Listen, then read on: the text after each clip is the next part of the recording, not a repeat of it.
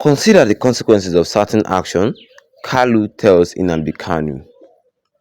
Good morning, everyone, and thank you for tuning in and listening to this headline that we got in this morning. As our headline for this morning says that consider consequences of certain action, KALU tells NNAMDI KANU.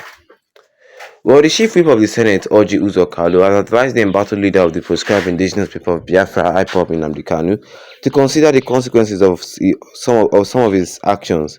Kalu made the call on Monday when he paid a visit to KANU, who has remained in the custody of the Department of State Services in Abuja.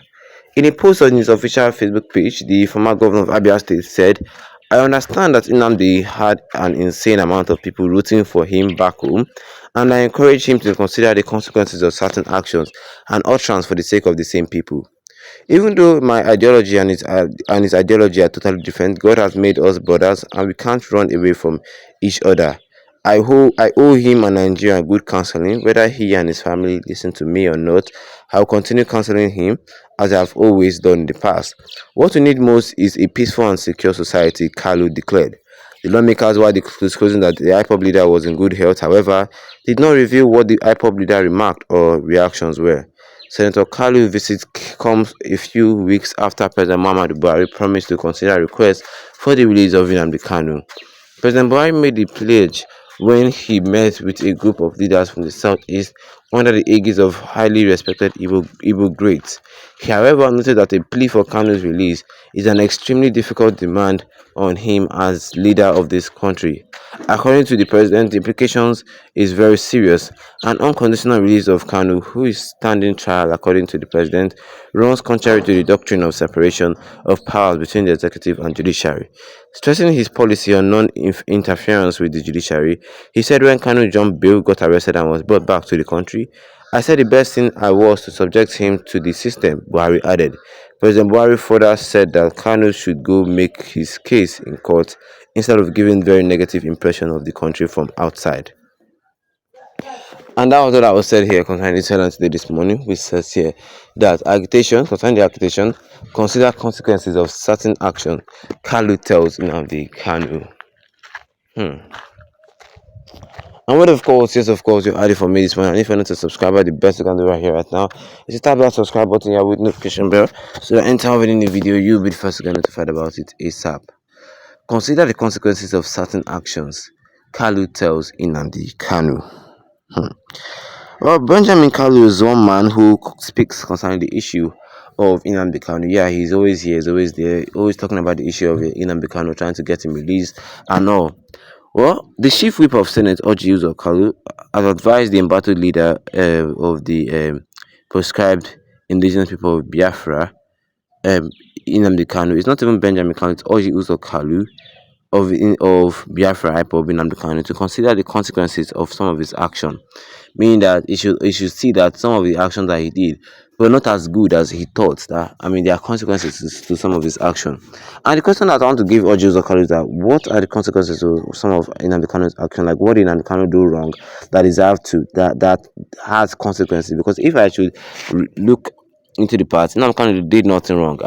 Is it a crime to agitate in a democratic country? No, it's not. It's not a crime. It's not a crime to be agitating in a country like Nigeria.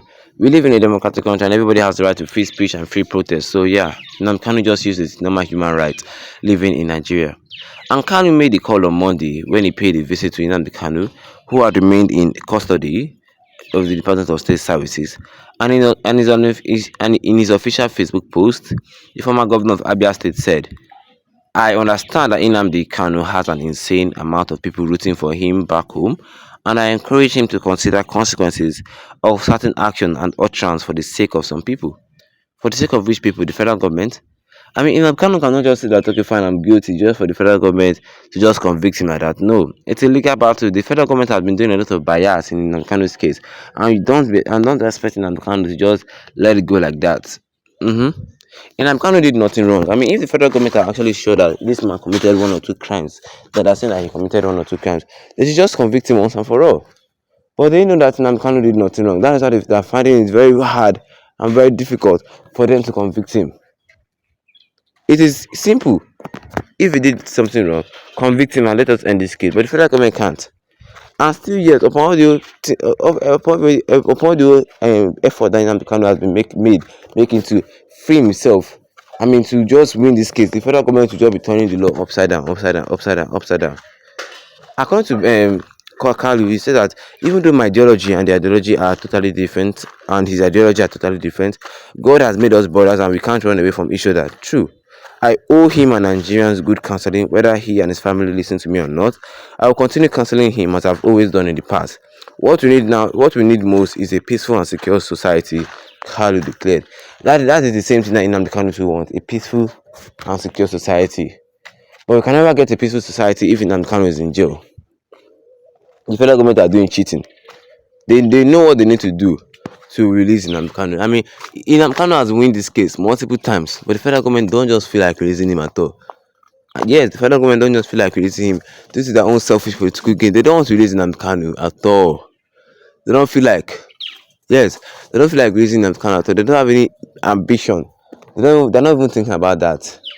Their best option for Nnamdi Kanu is the prolonged detention, because they feel that as per se Nnamdi Kanu just stay there, they are gaining it. They're gaining it.